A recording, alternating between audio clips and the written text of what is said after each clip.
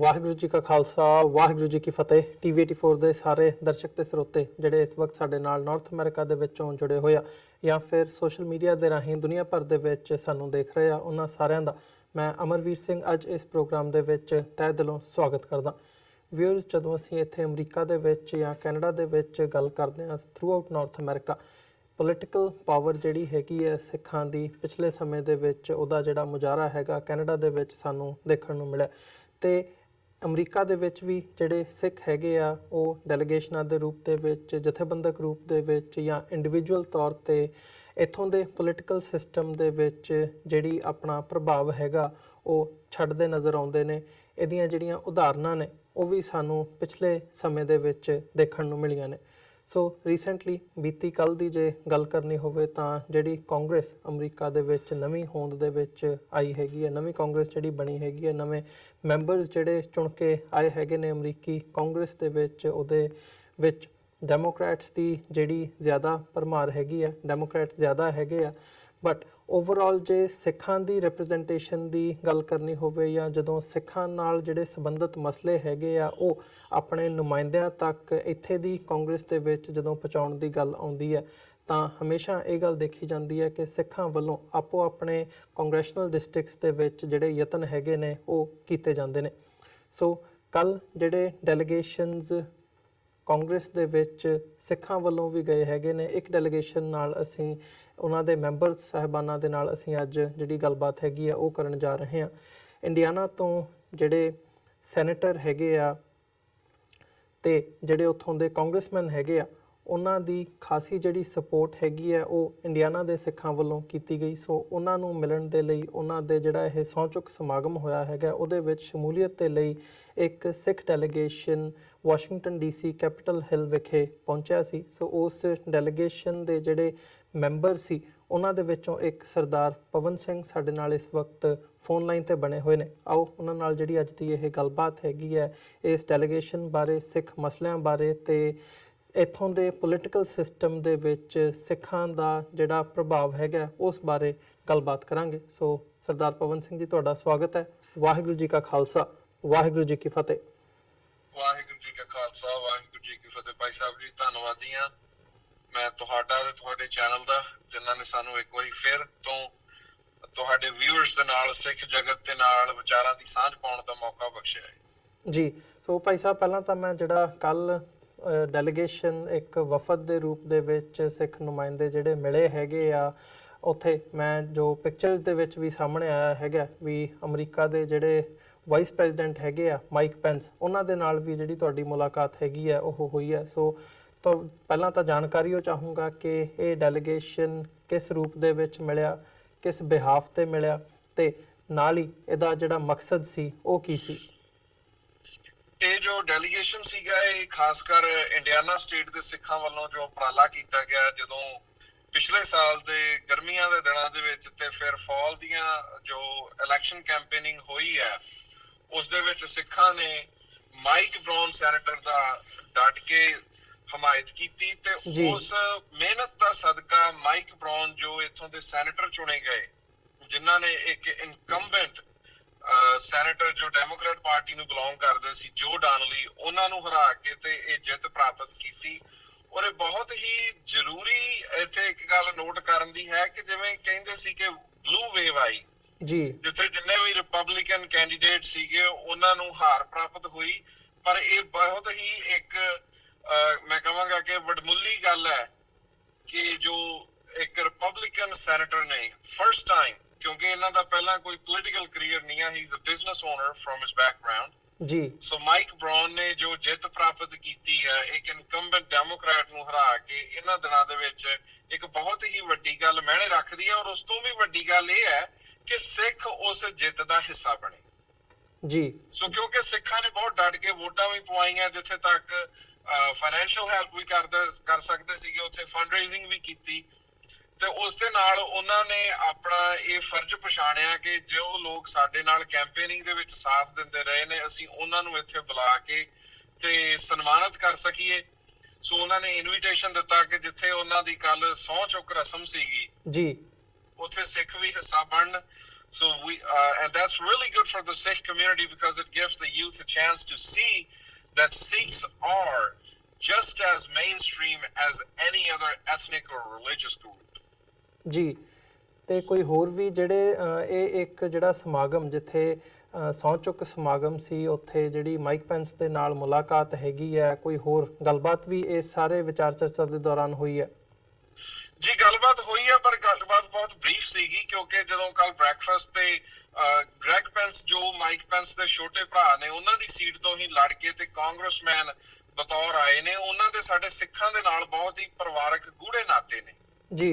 ਜੋ ਪੈਂਸ ਪਰਿਵਾਰ ਹੈ ਉਹਦਾ ਸਿੱਖ ਜਿਹੜੇ ਸਾਡੇ ਸਿੱਖ ਨੁਮਾਇੰਦੇ ਨੇ ਇੰਡੀਅਨਾਪੋਲਿਸ ਸਟੇਟ ਦੇ, ਉਹਨਾਂ ਦੇ ਨਾਲ ਉਹਨਾਂ ਦੇ ਪਰਿਵਾਰਕ ਮੈਂਬਰਾਂ ਵਾਂਗੂ ਜੋ ਵਰਤਦੇ ਨੇ ਉਹ, ਤੇ ਉਹ ਵੀ ਉੱਥੇ ਆਏ ਹੋਏ ਸੀਗੇ। ਜਦੋਂ ਗ੍ਰੈਗ ਪੈਂਸ ਉਹਨਾਂ ਨੇ ਦੱਸਿਆ ਕਿ ਮਾਈਕ ਪੈਂਸ ਵੀ ਡ੍ਰੌਪ ਬਾਏ ਕਰਨਗੇ, ਸੋ ਸਿੱਖ ਨੁਮਾਇੰਦਿਆਂ ਨੂੰ ਉਹਨਾਂ ਨੇ ਕਿਹਾ ਕਿ ਜੇ ਤੁਸੀਂ ਆਪਣੀ ਕੋਈ ਗੱਲਬਾਤ ਕਰਨੀ ਚਾਹੁੰਦੇ ਹੋ ਤੇ ਕਰ ਸਕਦੇ ਹੋ।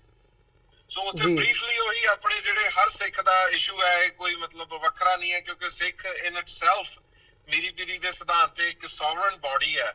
ਸੋ ਉੱਥੇ ਜਿੱਥੇ ਸਿੱਖ ਆਇਡੈਂਟੀਟੀ ਦੀ ਗੱਲ ਕੀਤੀ, ਉੱਥੇ 2020 ਦੇ ਵਿੱਚ ਸਿੱਖਾਂ ਦਾ ਸੈਂਸਸ ਦੇ ਵਿੱਚ ਇੱਕ ਸਾਨੂੰ ਡਿਫਰੈਂਟ ਐਥਨਿਕ ਗਰੁੱਪ ਮੰਨਣ ਦੀ ਜੋ ਗੱਲ ਉਹ ਵੀ ਬਰੀਫਲੀ ਉਹਨਾਂ ਦੇ ਨਾਲ ਸਾਂਝੀ ਕੀਤੀ ਗਈ ਜੀ ਜੀ। ਨਾਲ ਜੋ ਕੌਮੀ ਦਰਕਾਰ ਹੈ ਉਹਦੀ ਗੱਲ ਤਾਂ ਅਸੀਂ ਕਰਦੇ ਹਾਂ ਰਿਲੀਜੀਅਸ ਫਰੀडम ਦੀ ਗਲੋਬਲ ਲੈਵਲ ਤੇ, ਚਾਹੇ ਕਿਸੇ ਵੀ ਦੇਸ਼ ਦੇ ਵਿੱਚ ਭਾਵੇਂ ਇੰਡੀਆ ਹੋਵੇ, ਜੋ ਸਿੱਖਾਂ ਨੇ ਆਪਣੇ ਰਿਲੀਜੀਅਸ ਫਰੀडम ਦਾ ਮੁੱਦਾ ਹੈ ਉਹ ਹਰ ਜਗ੍ਹਾ ਮੂਹਰੇ ਰੱਖਿਆ ਹੁੰਦਾ ਹੈ ਕਿਉਂਕਿ ਰਾਜ ਬਿਨਾਂ ਨਾ ਧਰਮ ਚਲੇ ਹੈ, ਧਰਮ ਬਿਨਾਂ ਸਭ ਧਰੇ ਮਲੇ ਹੈ।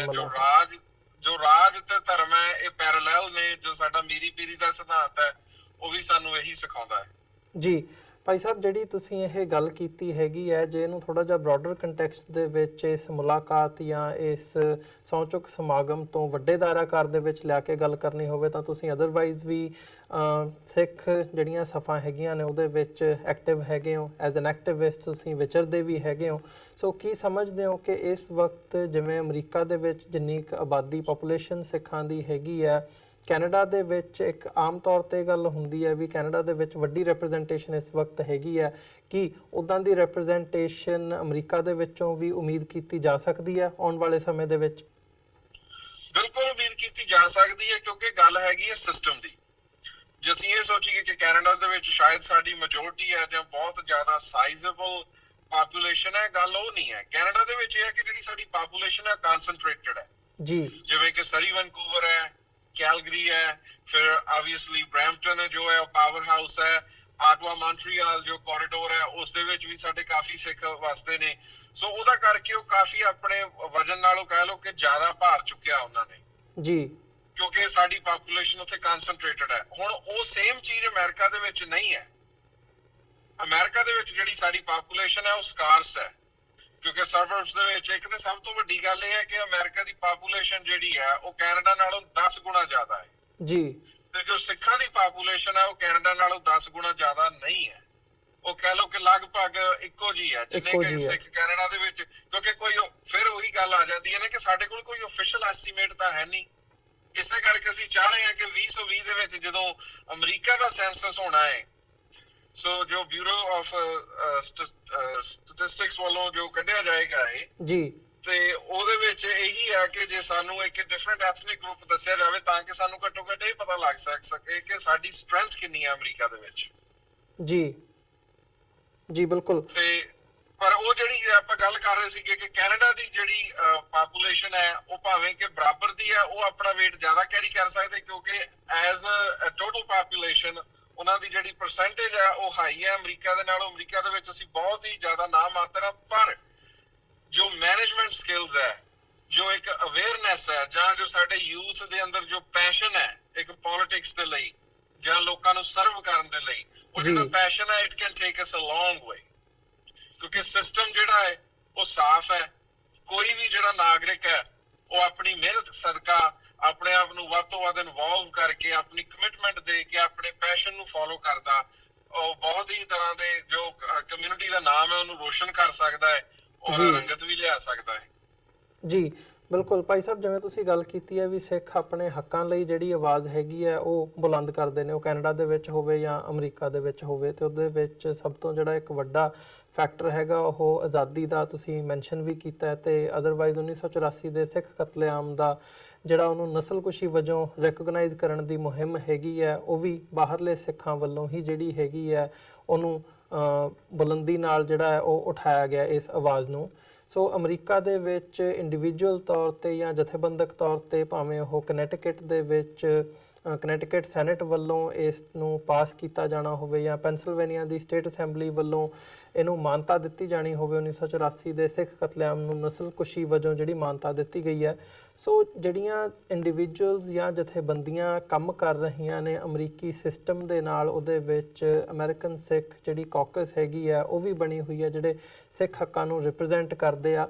ਸੋ ਕਿਵੇਂ ਦੇਖਦੇ ਹੋ ਇਸ ਸਾਰੇ ਮਾਹੌਲ ਨੂੰ, ਸਿੱਖਾਂ ਦੀ ਪੋਲੀਟੀਕਲ ਰਿਪਰੈਜ਼ੈਂਟੇਸ਼ਨ ਜਿਹੜੀ ਹੈਗੀ ਹੈ ਜਾਂ ਪੋਲੀਟੀਕਲ ਸਿਸਟਮ ਤੱਕ ਜਿਹੜੀ ਆਊਟਰੀਚ ਹੈਗੀ ਹੈ, ਇਸ ਸਾਰੇ ਪਾਰਟ ਨੂੰ ਤੁਸੀਂ ਕਿਵੇਂ ਐਨਾਲਾਈਜ਼ ਕਰਦੇ ਹੋ, ਕਿੰਨੀ ਕੁ ਪ੍ਰਭਾਵਸ਼ਾਲੀ ਮੰਨਦੇ ਹੋ ਇਸ ਵਕਤ? ਦੇਖੋ, ਮੈਂ ਤਾਂ ਇਹ ਸਾਰੀਆਂ ਚੀਜ਼ਾਂ ਨੂੰ ਇੱਕ ਬਹੁਤ ਹੀ ਪੋਜ਼ਿਟਿਵ ਨਜ਼ਰੀਏ ਦੇ ਨਾਲ ਦੇਖਦਾ ਹਾਂ, ਕਿਉਂਕਿ ਜਿਵੇਂ ਸਾਡੇ ਜਥੇਦਾਰ ਭਾਈ ਜਗਤਾਰ ਸਿੰਘ ਹਵਾਰਾ ਜੀ ਹੋਣਾ ਵੱਲੋਂ ਵੀ ਜੋ ਕੌਮ ਨੂੰ ਪੈਗਾਮ ਆਉਂਦਾ ਹੈ, ਉਹ ਉਸ ਦੇ ਵਿੱਚ ਇਹੀ ਕਿਹਾ ਹੁੰਦਾ ਹੈ ਕਿ ਕੋਈ ਸਿੱਖ ਜਿੱਥੇ ਵੀ ਕਿਤੇ ਬੈਠਾ ਹੈ, ਜੋ ਕੁਝ ਵੀ ਉਹ ਕਰ ਸਕਦਾ ਹੈ, ਉਹਨੂੰ ਉਹੀ ਚੀਜ਼ ਕਰਨੀ ਚਾਹੀਦੀ ਹੈ ਜਿਸ ਦੇ ਨਾਲ ਦੇਸ਼ ਅਤੇ ਸਿੱਖ ਕੌਮ ਦੀ ਸੇਵਾ ਕੀਤੀ ਜਾ ਸਕੇ। ਜੀ, ਹੁਣ ਜੇ ਕੋਈ ਕਾਕਸ ਬਣਾਉਣੀ ਚਾਹੁੰਦਾ ਹੈ ਜਾਂ ਕੋਈ ਆਪਣਾ ਵੱਖਰੀ ਕੋਈ ਹੋਰ ਜਥੇਬੰਦੀ ਚਲਾ ਕੇ ਸਿੱਖਾਂ ਦੇ ਹੱਕਾਂ ਦੀ ਗੱਲ ਕਰਦਾ ਹੈ, ਕਿਸੇ ਵੀ ਹੱਕਾਂ ਦੀ ਗੱਲ ਹੋ ਸਕਦੀ ਹੈ, ਉਹ ਸਾਡੀ ਪਹਿਚਾਣ ਦੀ ਹੋ ਸਕਦੀ ਹੈ, ਸਾਡੀ ਰਾਈਟ ਟੂ ਟਰਬਨ ਦਸਤਾਰ ਬੰਨਣ ਦੀ ਕੋਈ ਹੋ ਸਕਦੀ ਹੈ। there are so many different organizations that fight against discrimination. Anything and everything that we can do is going to make a difference in the future for our future generations. ਸੋ ਮੈਂ ਇਹ ਸਾਰੀਆਂ ਚੀਜ਼ਾਂ ਨੂੰ ਇੱਕ ਬਹੁਤ ਹੀ ਜੋ ਹੈ ਪੋਜ਼ਿਟਿਵ ਡਿਵੈਲਪਮੈਂਟ ਦੇ ਤਰੀਕੇ ਨਾਲ ਦੇਖਦਾ ਹਾਂ। ਮੇਰਾ ਨਜ਼ਰੀਆ ਤਾਂ ਬਹੁਤ ਹੀ ਪੋਜ਼ਿਟਿਵ ਹੈ ਕਿ ਜਿਸ ਨੂੰ ਆਪਾਂ ਚੜ੍ਹਦੀ ਕਲਾ ਦਾ ਕਨਸੈਪਟ ਵੀ ਕਹਿ ਸਕਦੇ ਹਾਂ ਕਿ ਜੋ ਪੰਥ ਹੈ ਉਹ ਚੜ੍ਹਦੀ ਕਲਾ ਦੇ ਵਿੱਚ ਹੈ, ਭਾਵੇਂ ਕਿ ਮੁਸ਼ਕਲਾਂ ਬਹੁਤ ਨੇ, ਬਹੁਤ ਜ਼ਿਆਦਾ ਕੰਮ ਕਰਨ ਵਾਲਾ ਹੈ, ਬਟ ਐਟਲੀਸਟ ਅਸੀਂ ਇੱਕ ਸਹੀ ਦਿਸ਼ਾ ਵੱਲ ਤੁਰ ਪਏ। ਜੀ, ਤੇ ਇਸ ਸਾਰੇ ਦੇ ਵਿੱਚ ਜਿਹੜੀ ਨੌਜਵਾਨ ਪੀੜ੍ਹੀ ਹੈਗੀ ਹੈ ਇੱਥੋਂ ਦੀ, ਉਹਦੀ ਕਿੰਨੀ ਕੁ ਸ਼ਮੂਲੀਅਤ ਤੁਸੀਂ ਦੇਖਦੇ ਹੋ? ਕਿਉਂਕਿ ਬਹੁਤੀ ਵਾਰ ਜਦੋਂ ਪਿਕਚਰਸ ਵੀ ਆਉਂਦੀਆਂ ਨੇ ਜਾਂ ਜਿਹੜੇ ਲੋਕ ਲੀਡ ਕਰਦੇ ਆ ਇਸ ਸਾਰੇ ਪਾਰਟ ਨੂੰ, ਜੇ ਉਹਦੇ ਮੰਦਭਾਵਨਾ ਨਾਲ ਨਾ ਵੀ ਕਹਿਣਾ ਹੋਵੇ, ਇੱਕ ਲਾਈਟਰ ਵੇਨ ਦੇ ਵਿੱਚ ਗੱਲ ਕਰਨੀ ਹੋਵੇ, ਤਾਂ ਉਹ ਬਹੁਤੀਆਂ ਜਿਹੜੀਆਂ ਨੇ ਉਹਦੇ ਵਿੱਚ ਚਿੱਟੀਆਂ ਦਾੜੀਆਂ ਨਜ਼ਰ ਆਉਂਦੀਆਂ ਨੇ ਤੇ ਨੌਜਵਾਨ ਜਿਹੜੀ ਪੀੜ੍ਹੀ ਹੈਗੀ ਹੈ ਉਹ ਕਿਤੇ ਨਾ ਕਿਤੇ ਇਸ ਸਾਰੇ ਪਾਰਟ ਤੋਂ ਮਿਸਿੰਗ ਨਜ਼ਰ ਆਉਂਦੀ ਹੈ। ਦੇਖੋ, ਹਰ ਚੀਜ਼ ਨੂੰ ਟਾਈਮ ਲੱਗਦਾ ਹੈ, ਕਿਉਂਕਿ ਜੇ ਅਸੀਂ ਆਪਣੀ ਹਿਸਟਰੀ ਦੇਖੀਏ, ਭਾਵੇਂ ਕਿ ਸਿੱਖ 100 ਸਾਲ ਪਹਿਲਾਂ ਆ ਗਏ ਸੀ, ਪਰ ਜਿਹੜੇ ਲਾਰਜ ਨੰਬਰ ਆਏ ਨੇ ਨਾ ਸਿੱਖ ਪਾਪੂਲੇਸ਼ਨ ਦੇ ਜੀ, ਉਹ 1984 ਜਾਂ ਉਸ ਤੋਂ ਬਾਅਦ ਜੋ ਸਿੱਖ ਕਤਲੇਆਮ ਹੋਇਆ ਉਸ ਤੋਂ ਬਾਅਦ ਆਏ ਨੇ। ਸੋ ਉਸ ਦਾ ਨਾਲ ਕੀ ਸੀਗਾ ਕਿ ਜੋ ਪਹਿਲਾਂ ਸਾਡੇ ਆਏ ਇੱਥੇ ਵਸਿੰਦੇ, ਉਹ ਕੇਵਲ ਤੇ ਕੇਵਲ ਮੇਲ ਫਿਗਰਸ ਘਰੋਂ ਬਾਹਰ ਆਈਆਂ ਸੀਗੀਆਂ, ਜਿਨ੍ਹਾਂ ਨੇ ਆ ਕੇ ਇੱਥੇ ਮਿਹਨਤ ਕਰਕੇ ਆਪਣੇ ਲੀਗਲ ਡਾਕੂਮੈਂਟਸ ਤਿਆਰ ਕੀਤੇ, ਫਿਰ ਉਹਨਾਂ ਨੇ ਆਪਣੇ ਪਰਿਵਾਰ ਪਿੱਛੋਂ ਲੈ ਕੇ ਆਏ ਜੀ। ਸੋ ਉਹ ਜਿਹੜੇ ਪਰਿਵਾਰ ਆਏ, ਸੋ ਉਹ ਬੱਚੇ ਜਿਹੜੇ ਨੇ ਹੁਣ ਉਹ ਤਿਆਰ ਹੋ ਰਹੇ ਨੇ, ਕਿਉਂਕਿ ਜੋ ਦਿਸ਼ਾ ਹੈ ਉਹ ਤਾਂ ਜਿਹੜੀ ਤੁਹਾਡੀ ਪਹਿਲੀ ਜਨਰੇਸ਼ਨ ਉਹਨੇ ਦੇਣੀ ਹੈ। ਸੋ ਜਿਹੜੀ ਸਾਡੀ ਪਹਿਲੀ ਜਨਰੇਸ਼ਨ ਹੈ, ਕਿਉਂਕਿ ਉਸ ਨੂੰ ਖੁਦ ਐਸਟੈਬਲਿਸ਼ ਹੁੰਦਿਆਂ ਟਾਈਮ ਲੱਗ ਗਿਆ, ਇਸ ਕਰਕੇ ਜਿਹੜੀ ਉਹਨੇ ਸਾਨੂੰ ਦਿਸ਼ਾ ਦਿਖਾਈ, ਕਹਿ ਲਓ ਕਿ ਉਹਦੇ ਵਿੱਚ ਦੇਰ ਸੀ ਪਰ ਅੰਧੇਰ ਨਹੀਂ ਜੀ। ਸੋ ਜਿੱਥੇ ਆਪਾਂ ਦਾੜੀਆਂ ਦੀ ਗੱਲ ਕਰਦੇ, ਮੈਂ ਇਹ ਗੱਲ ਕਹਿਣੀ ਚਾਹਾਂਗਾ ਕਿ ਇਕੱਲੇ ਦਾੜੀਆਂ ਤੱਕ ਆਪਾਂ ਸੀਮਤ ਨਹੀਂ ਹੈ। ਜੋ ਸਿੱਖ ਬੀਬੀਆਂ ਔਰ ਸਿੱਖ ਬੱਚੀਆਂ ਨੇ, ਉਹਨਾਂ ਦੀ ਪਾਰਟਿਸਿਪੇਸ਼ਨ ਤੇ ਰੈਪਰੈਜ਼ੈਂਟੇਸ਼ਨ ਜੋ ਹੈ ਉਹ ਪੋਲੀਟੀਕਲ ਅਖਾੜੇ ਦੇ ਵਿੱਚ ਵੱਧਦੀ ਜਾ ਰਹੀ ਹੈ। ਔਰ ਇਹ ਬਹੁਤ ਹੀ ਖੁਸ਼ੀ ਦੀ ਗੱਲ ਹੈ ਕਿ ਅਸੀਂ as being a pioneers of gender equality and human rights, ਜੋ ਸਿੱਖ ਧਰਮ ਦੇ ਲੋਕ ਨੇ ਉਹ ਇਹਨਾਂ ਚੀਜ਼ਾਂ ਵੱਲ ਵਾਪਸ ਸੋਚ ਰਹੇ ਨੇ। if you think sort of if you want to say back to the basics, we're saying what is Guru's teaching and what are we doing? ਔਰ ਉਹ ਕਿਸੇ ਤੇ ਲਾਗੂ ਕਰ ਲਈ ਆਪੋ ਆਪਣੀ ਪਰਸਨਲ ਮੋਰਲ ਕੰਪਸ ਦੇ ਅਕੋਰਡਿੰਗਲੀ। ਜੋ ਸਿੱਖ ਯੂਥ ਹੈ ਉਹ ਵੀ ਅੱਜ ਇਹ ਗੱਲ ਸੋਚ ਰਿਹਾ ਹੈ ਕਿ ਸਾਨੂੰ ਕੀ ਕਰਨਾ ਚਾਹੀਦਾ ਹੈ। ਔਰ ਜਿੱਥੇ ਸਿੱਖ ਜੋ ਕਹਿ ਲਓ ਕਿ ਗੱਭਰੂ ਜਾਂਦੇ ਸੀਗੇ, ਉੱਥੇ ਸਿੱਖ ਬੀਬੀਆਂ ਵੀ ਹੁਣ ਨਾਲ ਜੋ ਹੈ ਉਹ ਸਾਥ ਦੇਣਾ ਸ਼ੁਰੂ ਕਰ ਰਹੀਆਂ ਨੇ, ਭਾਵੇਂ ਕਿ ਸਾਨੂੰ ਮੀਡੀਆ ਦੇ ਵਿੱਚ ਉਹ ਨਹੀਂ ਨਜ਼ਰ ਆ ਰਿਹਾ, ਪਰ ਇੱਕ ਗ੍ਰੈਸ ਰੂਟਸ ਮੂਵਮੈਂਟ ਹੈ। Down below there is a lot of movement, जो हलचल है वो शुरू हो गई है जी।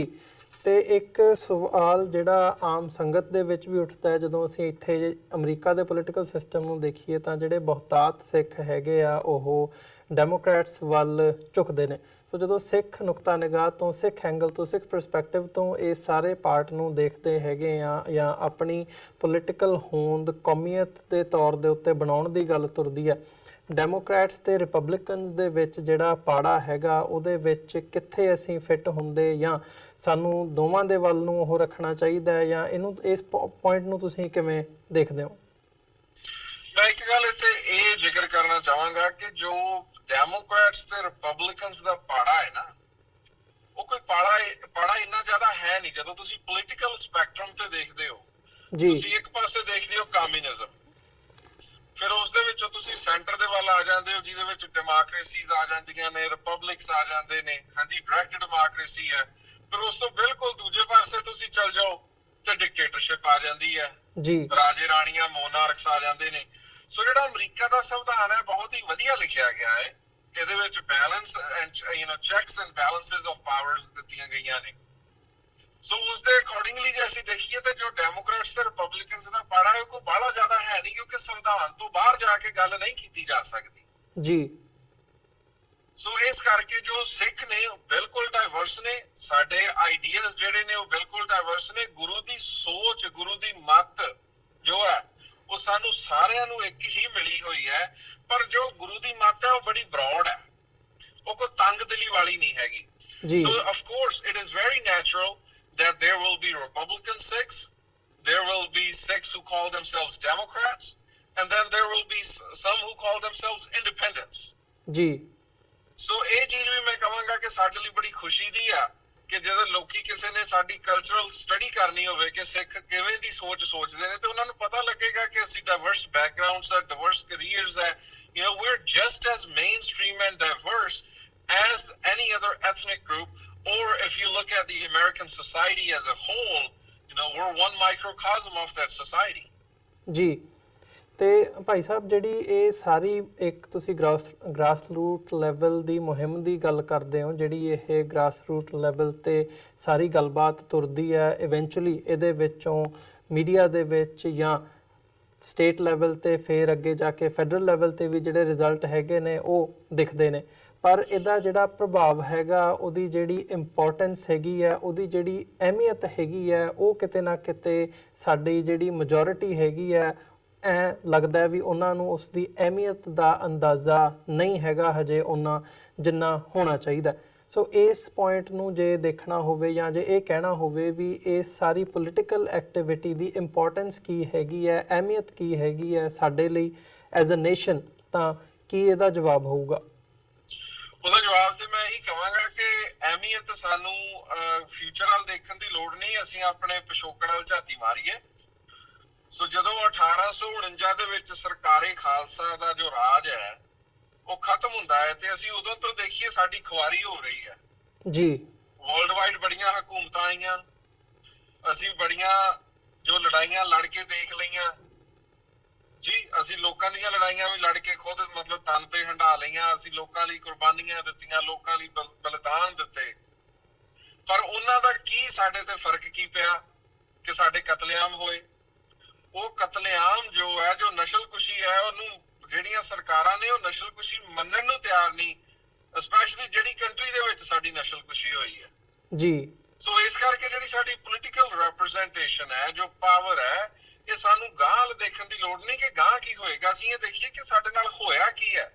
ਸੋ ਅਸੀਂ ਇਹ ਚੀਜ਼ ਮਹਿਸੂਸ ਕਰ ਸਕੀਏ ਕਿ ਸਾਡੀ ਅੱਜ ਦੀ ਲੋੜ ਕੀ ਹੈ। This is not something that we're doing for the far future, but this is really our need of today. Yes, we will enjoy the fruit in the future as well, because the hard work that we're doing today, it is going to take us to the next level where we are able to speak for our own rights ourselves. ਕਿਉਂਕਿ ਇਹਦੇ ਨਾਲ ਕੀ ਹੋਏਗਾ ਕਿ ਜਦੋਂ ਸਾਡੀ ਪਨੀਰੀ ਜੋ ਹੈ ਉਤਸ਼ਾਹਤ ਹੋਏਗੀ ਜੀ, ਉਹ ਫਿਰ ਗਾਂ ਜਾ ਕੇ ਪੋਲੀਟੀਕਲ ਆਫਿਸਿਸ ਖੁਦ ਹੋਲਡ ਕਰਨਗੇ, ਰੈਦਰ ਦੈਨ ਕਿ ਸਿੱਖ ਕਿਸੇ ਨੂੰ ਵੋਟਾਂ ਪਵਾ ਕੇ ਤੇ ਕੈਂਪੇਨਿੰਗ ਕਰਕੇ ਜਿਤਾਉਣ। ਸਿੱਖਾਂ ਦੇ ਬੱਚੇ ਜੋ ਨੇ ਉਹ ਕੈਨੇਡਾ ਜਾਂ ਇੰਗਲੈਂਡ ਦੀ ਤਰ੍ਹਾਂ ਖੁਦ ਇਲੈਕਸ਼ਨਾਂ ਲੜਨਗੇ, ਖੁਦ ਸੈਨੇਟਰਸ, ਗਵਰਨਰਸ ਤੇ ਹਾਊਸ ਆਫ ਰੈਪਰੈਜ਼ੈਂਟੇਟਿਵਸ ਜਾਂ ਮਿਊਨਿਸਪਲ ਜਿਹੜੀਆਂ ਆਪਣੀਆਂ ਇਲੈਕਸ਼ਨਸ ਹੁੰਦੀਆਂ ਨੇ ਉਹਨਾਂ ਦੇ ਵਿੱਚ ਖੜਨਗੇ ਤੇ ਜੇਤੂ ਰਹਿਣਗੇ ਜੀ। ਸੋ ਬੇਸਿਕਲੀ ਜੇ ਕਹਿਣਾ ਹੋਵੇ ਤਾਂ ਮੁੱਕਦੀ ਗੱਲ ਇਹ ਹੈਗੀ ਹੈ ਵੀ ਜਿਹੜੀਆਂ ਖੁਆਰੀਆਂ ਹੈਗੀਆਂ ਨੇ ਜਾਂ ਜਿਹੜਾ ਤਸ਼ੱਦਦ ਕੌਮ ਨੇ ਪਿਛਲੇ ਸਾਰੇ ਸਮੇਂ ਦੇ ਵਿੱਚ ਹੰਢਾਇਆ, ਓਵਰਆਲ ਜੇ ਪਿਛਲੇ ਦਹਾਕਿਆਂ ਦੀ ਗੱਲ ਕਰਨੀ ਹੋਵੇ ਉਹਦੇ ਵਿੱਚ ਵੀ, ਜਾਂ ਜਿਵੇਂ ਤੁਸੀਂ ਗੱਲ ਕੀਤੀ ਹੈ ਵੀ ਅੰਗਰੇਜ਼ਾਂ ਦੇ ਸਮੇਂ ਤੋਂ, ਤਾਂ ਉਹ ਲੈਕ ਆਫ ਪੋਲੀਟੀਕਲ ਪਾਵਰ ਜਿਹੜਾ ਹੈਗਾ ਉਹਦੇ ਵਿੱਚ ਇੱਕ ਵੱਡਾ ਰੀਜ਼ਨ ਹੈ। ਸੋ ਪੋਲੀਟੀਕਲ ਪਾਵਰ ਦੇ ਨਾਲ ਜਿਹੜਾ ਬਹੁਤ ਕੁਝ ਜੁੜਿਆ ਹੁੰਦਾ ਜੀ ਬਿਲਕੁਲ। ਸੋ ਇੱਕ ਜਾਂਦੇ ਜਾਂਦੇ ਮੈਂ ਇਹ ਵੀ ਚਾਹੂੰਗਾ ਕਿ ਜਿਹੜੇ ਸਾਡੇ ਦਰਸ਼ਕ ਜਾਂ ਵਿਊਅਰਸ ਸਾਡੇ ਨਾਲ ਇਸ ਵਕਤ ਜੁੜੇ ਹੋਏ ਹੈਗੇ ਆ ਦੁਨੀਆ ਭਰ ਦੇ ਵਿੱਚੋਂ ਜਾਂ ਪਾਰਟਿਕੂਲਰਲੀ US ਦੇ ਵਿੱਚੋਂ, ਸੋ ਉਹਨਾਂ ਨੂੰ ਕੋਈ ਸੰਦੇਸ਼, ਕੋਈ ਮੈਸੇਜ ਤੁਸੀਂ ਦੇਣਾ ਚਾਹੋ ਇਸ ਪੋਲੀਟੀਕਲ ਐਕਟੀਵਿਟੀ ਦੇ ਹਵਾਲੇ ਨਾਲ, ਜਿਹੜੀ ਤੁਹਾਡੀ ਤੁਸੀਂ ਸ਼ਮੂਲੀਅਤ ਕੀਤੀ ਹੈਗੀ ਹੈ ਡੈਲੀਗੇਸ਼ਨ ਲੈ ਕੇ। ਮਾਈਕ ਪੈਂਸ ਜਿਹੜੇ ਇੱਥੋਂ ਦੇ ਵਾਈਸ ਪ੍ਰਧਾਨ ਹੈਗੇ ਆ, ਵਾਈਸ ਪ੍ਰੈਜ਼ੀਡੈਂਟ ਹੈਗੇ ਆ, ਉਹਨਾਂ ਦੇ ਨਾਲ ਤੁਹਾਡੀ ਮੀਟਿੰਗ ਹੋਈ ਹੈ, ਗੱਲਬਾਤ ਵੀ ਹੋਈ ਹੈ, ਅਦਰਵਾਈਜ਼ ਵੀ ਤੁਸੀਂ ਐਕਟਿਵ ਹੈਗੇ ਹੋ। ਕੀ ਕਹਿਣਾ ਚਾਹੋਗੇ ਸਾਡੇ ਵਿਊਅਰਸ ਲਈ, ਕੋਈ ਮੈਸੇਜ, ਕੋਈ ਸੰਦੇਸ਼ ਇਸ ਸਾਰੀ ਗੱਲਬਾਤ ਦੇ ਵਿੱਚੋਂ? ਦੇਖੋ ਜੀ, ਸੰਦੇਸ਼ ਜੋ ਹੈ ਉਹ ਸਾਡੇ ਜਥੇਦਾਰ ਸਾਹਿਬ ਭਾਈ ਜਗਤਾਰ ਸਿੰਘ ਜੀ ਹਵਾਰਾ ਵੱਲੋਂ ਹੀ ਆਇਆ। ਮੈਂ ਤਾਂ ਬੇਨਤੀ ਕਰ ਸਕਦਾ ਕਿ ਜੋ ਉਹਨਾਂ ਦਾ ਸੰਦੇਸ਼ ਆਉਂਦਾ ਹੈ ਉਸ ਤੇ ਅਸੀਂ ਪਹਿਰਾ ਦਈਏ। ਅਸੀਂ ਨੈਗੇਟਿਵਿਟੀ ਜੋ ਹੈ ਉਹ ਆਪਣੇ ਜੀਵਨ ਦੇ ਵਿੱਚੋਂ, ਆਪਣੇ ਪਰਿਵਾਰਾਂ ਚੋਂ, ਆਪਣੇ ਗੁਰਦੁਆਰਿਆਂ ਚੋਂ, ਆਪਣੀ ਕਮਿਊਨਿਟੀ ਦੇ ਵਿੱਚੋਂ ਨੈਗੇਟਿਵਿਟੀ ਨੂੰ ਦੂਰ ਕਰੀਏ, ਪੋਜ਼ਿਟਿਵਿਟੀ ਲੈ ਕੇ ਆਈਏ। ਜਿਵੇਂ ਕਿ ਅਸੀਂ ਭਾਈ ਕਨਈਆ ਜੀ ਵੱਲ ਦੇਖੀਏ ਜਾਂ 40 ਮੁਕਤਿਆਂ ਵੱਲ ਦੇਖੀਏ ਜਾਂ ਪੰਜਾਂ ਪਿਆਰਿਆਂ ਵੱਲ ਦੇਖੀਏ, ਜੋ ਸਾਡੀਆਂ ਵੈਲਿਊਜ਼ ਨੇ, ਸਾਡਾ ਵਿਰਸਾ ਹੈ, ਉਹ ਅਸੀਂ ਉਸ ਵਿਰਸੇ ਤੋਂ ਸਿੱਖ ਕੇ ਇੱਕ ਐਸੀ ਐਗਜ਼ਾਮਪਲ ਖੜੀ ਕਰੀਏ ਵੈਸਟਰਨ ਵਰਲਡ ਦੇ ਵਿੱਚ ਕਿ ਇਹ ਵੀ ਲੋਕੀ ਦੇਖਣ ਕਿ ਵਾਕਿਆ ਹੀ ਜਦੋਂ ਅਮਰੀਕਾ ਦੇ ਵਿੱਚ ਇਮੀਗ੍ਰੈਂਟ ਆਉਂਦੇ ਨੇ ਉਹ ਹਰ ਤਰ੍ਹਾਂ ਦੇ ਆਉਂਦੇ ਔਰ ਚੰਗੀ ਕੁਆਲਿਟੀ ਵਾਲੇ ਵੀ ਆਉਂਦੇ, ਤਾਂ ਕਿ ਸਾਡੀ ਲੋਕ ਐਗਜ਼ਾਮਪਲ ਦੇ ਸਕਣ ਕਿ look at this good quality of immigrants that have come to this nation। ਭਾਵੇਂ ਕਿ ਸਾਡੇ ਤੇ ਬਾਹਰੀ ਹਮਲੇ ਕਾਫੀ ਹੁੰਦੇ ਨੇ, ਅੰਦਰੂਨੀ ਹਮਲੇ ਵੀ ਕੀਤੇ ਜਾਂਦੇ ਨੇ, but we must rise above all this negativity and we should start treating each other with respect, and then we should go ahead and reciprocate that in the mainstream American community as well, whether it's a political field or our social society where we are meeting and treating other people. You know, people should look at us and they should get happy that, wow, there's a Sikh, now all the problems will be solved. And that is the sort of image that we should be spreading around the world. ਜੀ ਬਿਲਕੁਲ। ਭਾਈ ਸਾਹਿਬ, ਇੱਕ ਸਵਾਲ ਜਾਂਦੇ ਜਾਂਦੇ ਮੇਰੇ ਮਨ ਦੇ ਵਿੱਚ ਹੋਰ ਆਇਆ ਕਿ ਜਦੋਂ ਅਸੀਂ ਇੱਥੋਂ ਦੀ ਨੌਜਵਾਨ ਪੀੜ੍ਹੀ ਵੱਲ ਦੇਖਦੇ ਹਾਂ ਤਾਂ ਬਹੁਤੀ ਵਾਰ ਆਪਣੀ ਪਹਿਚਾਣ ਨਾਲ ਰਿਲੇਟ ਕਰਨ ਦਾ ਜਿਹੜਾ ਹੁੰਦਾ ਕਿਤੇ ਨਾ ਕਿਤੇ ਕੰਪਲੈਕਸ ਹੁੰਦਾ ਉਹਦੇ ਵਿੱਚ, ਉਹਨਾਂ ਦੇ ਵਿੱਚ ਕਈ ਵਾਰ ਨਜ਼ਰ ਆਉਂਦਾ ਕਿ ਕਿਉਂਕਿ ਅਸੀਂ ਵੱਖਰੇ ਦਿਖਦੇ ਹੈਗੇ ਆ, ਦਾੜੀ ਜਿਹੜੀ ਹੈਗੀ ਹੈ, ਸਾਡੀ ਦਸਤਾਰ ਹੈਗੀ ਹੈ, ਇਹ ਵੱਖਰੀ ਹੈ, ਸਾਨੂੰ ਦੁਨੀਆ ਦੇ ਨਾਲੋਂ ਵੱਖਰਾ ਬਣਾਉਂਦੀ ਹੈ। ਤੇ ਇਹਨੂੰ ਨਾਲ ਲੈ ਕੇ ਜਦੋਂ ਵਿਚਰਨ ਦੀ ਗੱਲ ਆਉਂਦੀ ਹੈ ਤਾਂ ਕਿਤੇ ਨਾ ਕਿਤੇ ਜਿਹੜੀ ਨੌਜਵਾਨ ਪੀੜ੍ਹੀ ਹੈਗੀ ਹੈ ਉਹਦੇ ਮਨ ਦੇ ਵਿੱਚ ਇੱਕ ਕੰਪਲੈਕਸ ਜਿਹਾ ਹੁੰਦਾ, ਜਾਂ ਕਈ ਵਾਰ ਕੁਝ ਜਿਹੜੇ ਕੁਐਸਚਨਸ ਹੈਗੇ ਨੇ ਉਹ ਵੀ ਉਠਾਏ ਜਾਂਦੇ ਆ। ਆਫ ਕੋਰਸ ਗੁਰਦੁਆਰਾ ਸਾਹਿਬਾਨਾਂ ਵੱਲੋਂ ਜਾਂ ਪਰਿਵਾਰਾਂ ਵੱਲੋਂ ਇੰਡੀਵਿਜੂਅਲੀ ਉਹਨਾਂ ਤੇ ਕੰਮ ਕਰਨ ਦੀ ਕੋਸ਼ਿਸ਼ ਹੁੰਦੀ ਹੈ, ਪਰ ਜੇ ਅਸੀਂ ਅਮਰੀਕਨ ਵੈਲਿਊਜ਼ ਨਾਲ ਰਿਲੇਟ ਕਰਕੇ ਦੇਖਣਾ ਹੋਵੇ ਤਾਂ ਸਿੱਖ ਵੈਲਿਊਜ਼ ਤੇ ਅਮਰੀਕਨ ਵੈਲਿਊਜ਼ ਦੇ ਵਿੱਚ ਕੀ ਤੁਸੀਂ ਫਰਕ ਸਮਝਦੇ ਹੋ? ਜਾਂ ਜਦੋਂ ਅਸੀਂ ਦੇਖਦੇ ਹਾਂ ਵੀ ਨੌਜਵਾਨਾਂ ਦੇ ਵਿੱਚ ਇਹ ਹੁੰਦਾ ਵੀ ਜੇ ਅਸੀਂ ਅਮਰੀਕਨ ਹੈਗੇ ਆ ਤੇ ਅਮਰੀਕਨ ਹੋਣਾ, ਸਿੱਖ ਹੋਣਾ, ਆਪਸ ਦੇ ਵਿੱਚ ਇਹ ਕਿੰਨਾ ਕੁ ਸੁਮੇਲ ਹੁੰਦਾ ਇਹਦੇ ਵਿੱਚ? ਇਹ ਤਾਂ ਦੇਖੋ ਇੱਕ ਵਿਨ-ਵਿਨ ਸਿਚੁਏਸ਼ਨ ਹੈ, ਕਿਉਂਕਿ ਜਿਹੜਾ ਅਮਰੀਕਨ ਹੋਣਾ ਉਹ ਇੱਕ ਸਾਡੀ ਨੈਸ਼ਨਲ ਆਇਡੈਂਟੀਟੀ ਹੈ, ਉਹ ਸਾਡੀ ਮਤਲਬ ਰਾਸ਼ਟਰੀ ਪਹਿਚਾਨ ਹੈ ਕਿ ਅਸੀਂ ਕਿਹੜੀ ਨੈਸ਼ਨੈਲਿਟੀ ਨੂੰ ਬਿਲੋਂਗ ਕਰਦੇ ਹਾਂ, ਉਹ ਹੈਗਾ ਅਮਰੀਕਨ ਜੀ। ਪਰ ਜਿਹੜਾ ਸਿੱਖ ਹੋਣਾ ਉਹ ਸਾਡਾ ਧਰਮ ਹੈ, and there's a clear separation of church and state. So ਜਿਹੜਾ ਸਾਡਾ ਧਰਮ ਹੈ ਉਹ ਪੈਰਲਲ ਹੈ, ਜਿਵੇਂ ਕਿ ਸਾਡਾ ਮੀਰੀ ਪੀਰੀ ਦਾ ਸਿਧਾਂਤ ਹੈ ਜੀ ਕਿ ਸਾਡੇ ਲਈ ਦੋਵੇਂ ਹੀ ਬਹੁਤ ਜ਼ਰੂਰੀ ਨੇ, ਪਰ ਉਹ ਹੈ ਵੱਖੋ ਵੱਖਰੇ। ਕਿਉਂਕਿ ਅਸੀਂ ਜੇ ਅੰਮ੍ਰਿਤਸਰ ਸਾਹਿਬ ਜਾਈਏ ਤੇ ਜਿੱਥੇ ਦਰਬਾਰ ਸਾਹਿਬ ਹੈ ਉਹ ਅਕਾਲ ਤਖਤ ਸਾਹਿਬ ਤੋਂ ਵੱਖਰੀ ਬਿਲਡਿੰਗ ਹੈ ਜੀ, ਕਿ ਜਿੱਥੇ ਦਰਬਾਰ ਸਾਹਿਬ ਦੇ ਹੈੱਡ ਗ੍ਰੰਥੀ ਨੇ ਉੱਥੇ ਅਕਾਲ ਤਖਤ ਸਾਹਿਬ ਦੇ ਜਥੇਦਾਰ ਨੇ। ਸੋ ਸਾਡਾ ਮੀਰੀ ਤੇ ਪੀਰੀ ਦਾ ਜੋ ਸਿਧਾਂਤ ਹੈ ਉਹ ਸਾਨੂੰ ਆਲਰੇਡੀ ਇਸ ਚੀਜ਼ ਲਈ ਪ੍ਰਿਪੇਅਰ ਕਰ ਦਿੰਦਾ ਹੈ ਕਿ ਸਾਨੂੰ ਇੱਕ ਚੀਜ਼ ਰੱਖਣ ਲਈ ਦੂਜੀ ਸੈਕਰੀਫਾਈਸ ਨਹੀਂ ਕਰਨ ਦੀ ਲੋੜ, ਅਸੀਂ ਦੋਵਾਂ ਨੂੰ ਬੈਲੈਂਸ ਕਰਕੇ ਰੱਖਣਾ ਹੈ। So we have to balance our identity as American when it comes to national identity, and also being proud Sikhs when it comes to our religious identity. ਬਾਕੀ ਉਸ ਤੋਂ ਇਲਾਵਾ ਮੈਂ ਇਹ ਗੱਲ ਕਹਿ ਦੇਣੀ ਚਾਹਾਂਗਾ ਕਿ ਇਹ ਗੱਲ ਸਾਨੂੰ ਹਰ ਵੇਲੇ ਯਾਦ ਰੱਖਣੀ ਚਾਹੀਦੀ ਹੈ ਕਿ ਏਕ ਪਿਤਾ ਏਕਸ ਕੇ ਹਮ ਬਾਰਕ, ਜਾਂ ਜੋ 10ਵੇਂ ਪਾਤਸ਼ਾਹ ਨੇ ਕਿਹਾ ਕਿ ਮਾਨਸ ਕੀ ਜਾਤ ਸਭਾ ਏਕ ਪਹਿਚਾਨ ਬੋ ਜੀ। ਸਾਨੂੰ ਹਰ ਤਰ੍ਹਾਂ ਦੇ ਬੰਦੇ ਇੱਥੇ ਮਿਲਣਗੇ, ਪਰ ਇਹ ਸਾਰੀ ਪੈਦਾਇਸ਼ ਜੋ ਹੈ ਉਹ ਇੱਕੋ ਅਕਾਲ ਪੁਰਖ ਦੀ ਹੈ। ਅਕਾਲ ਜਿਹੜਾ ਟਾਈਮ ਤੋਂ ਰਹਿਤ ਹੈ, ਸੋ ਅਸੀਂ ਤੇ ਉਹਦੇ ਹੀ ਪੁਜਾਰੀ ਆ।